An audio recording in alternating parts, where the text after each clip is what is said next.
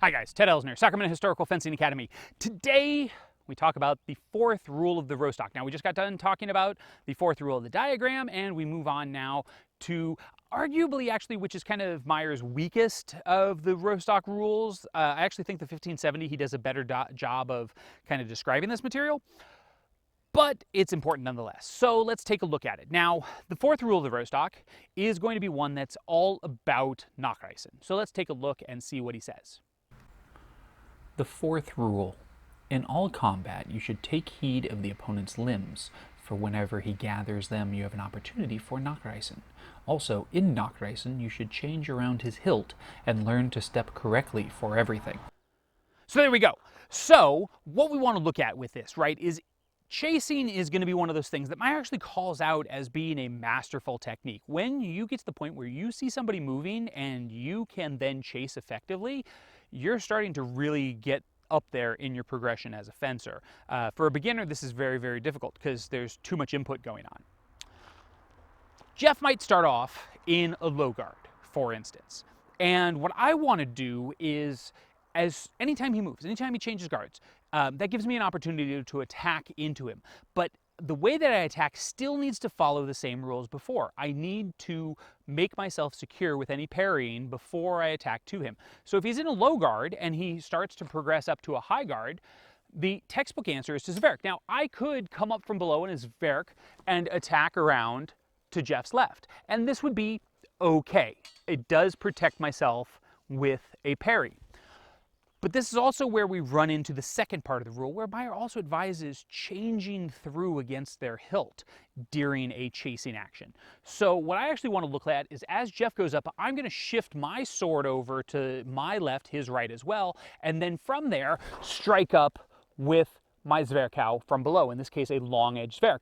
The advantage here is I'm still going to be parried. If he comes down, that's going to land on my sword. I'm going to protect against it, whether now getting underneath of his sword and striking into his fingers, he doesn't need those, into his arm, also effective, or if he came down more rapidly, catching on my sword, coming to my cross, putting my point right into his chin, into his neck.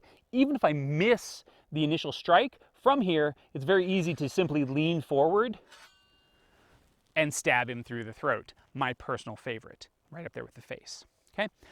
So in this rule, the thing we have to look at is not only chase in the opening, but think about how if we're in a position, right? If I expose my upper openings, I'm probably going to need to have my sword on one side or the other. Now, I might be down here in Alber, but he's probably not going to go straight up on the center if I'm in Alber.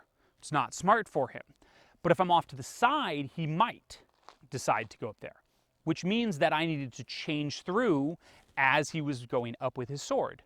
If I was in the center and he goes off to the side, that creates opportunities for other actions. If he's over there in a shoulder Vomtag, an ox-like position, then our response to chase into that would be to attack where he had left and come through. Now, if he's already there, we wait, but Jeff, go to a different guard, doesn't matter what.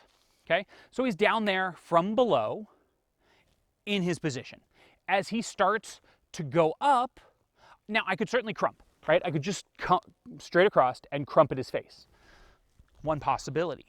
But if I look at Meyer's note on changing through, as I shift through on this and I strike over the side at his hands, getting to his outside, even from here, if he decides to come in at me, turning my long edge right back in, it's a much better position for me. I'm nice and strong, I'm outside. So that note about changing through during the chase is really, really important.